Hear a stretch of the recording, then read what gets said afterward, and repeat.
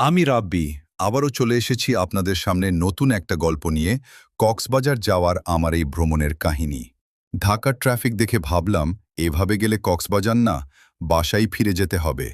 তাই একটা রিক্সা নিয়ে সোজা চলে গেলাম কারওয়ান বাজার মেট্রো রেল স্টেশনে। মেট্রোতে করে সরাসরি মতিঝিল নেমে গেলাম।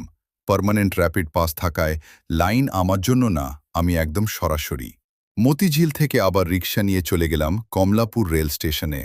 ভাড়া যা মাত্র ৩০ টাকা, কিন্তু ফিলিংস একদম প্রাইভেট কার। ট্রেনের টিকিট আগেই শেষ হয়ে গিয়েছিল, তবে আমার পরিচিত বড় ভাই আগেই টিকিট কেটে রেখেছিল। তাই স্টেশনে গিয়ে শুধু টিকিট হাতে নিয়েই যাত্রা শুরু। ট্রেন ছিল রাত ১১টায়, কিন্তু ১১টা পেরিয়েও দেখি ট্রেন দাঁড়িয়ে আছে। মনে হলো ট্রেনও যেন বলছে, আপনার জন্যই অপেক্ষা করছি।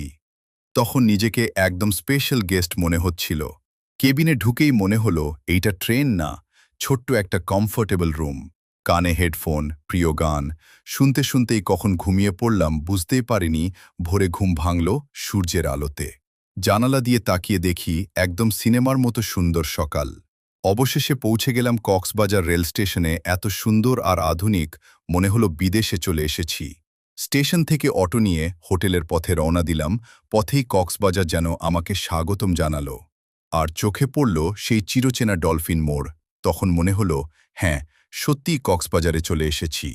হোটেল আগে থেকেই বুক করা ছিল, তাই সোজা কাউন্টারে গিয়ে চাবিটা নিয়ে নিলাম। তারপর লিফটে উঠে চলে গেলাম আমার কাঙ্ক্ষিত রুমে। রুমে ঢুকেই সব দেখে খুশিতে বিছানায় এক লাফ। ফ্রেশ হয়ে নিচে নামলাম নাস্তার জন্য। আর দেখি সামনে পুরো রাজকীয় বুফে। খিচুড়ি, লুচি, গরুর মাংস ভুনা, ডিমের অমলেট, ডাল ভুনা।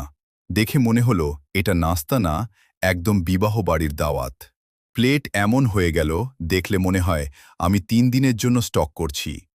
নাস্তা শেষে একটু ঘুম দিলাম। ঘুম থেকে উঠেই সোজা মার্কেটে গোসলের জন্য একটা খুকু প্যান্ট নিলাম, আর নায়ক সাজার জন্য চলে গেলাম সেইলারে। শার্ট দাম দেখে একটু শক খাইছি, তবুও কিনলাম, কারণ ভাই, নায়ক তো হতেই হবে। তারপর সোজা সমুদ্রে ঢেউয়ের সাথে খেললাম, গোসল দিলাম, পুরা জমে গেল। এরপর রুমে ফিরে ফ্রেশ হয়ে বিকেলের জন্য রেডি হয়ে নিলাম। বিকেলে আবার চলে গেলাম সমুদ্র সৈকতে। গোধূলির সেই মুহূর্ত, ঢেউ, বাতাস আর সূর্যাস্ত, এক কথায় পারফেক্ট। রাতে বের হয়ে সোজা চলে গেলাম সেই বিখ্যাত রাজা চায়ের দোকানে। খাওয়া দাওয়া একদম জমে গেল। এরপর রাইসা মা আর রাফসানের জন্য কিছু চকলেটও কিনে নিলাম। রাতে শহরটা ঘুরে দেখলাম। লাইট, মানুষ, পরিবেশ সবকিছু মিলিয়ে একদম অন্যরকম একটা ফিল। এই জার্নিটা শুধু একটা ট্রিপ না, এটা একটা অনুভূতি যা বারবার মনে পড়বে।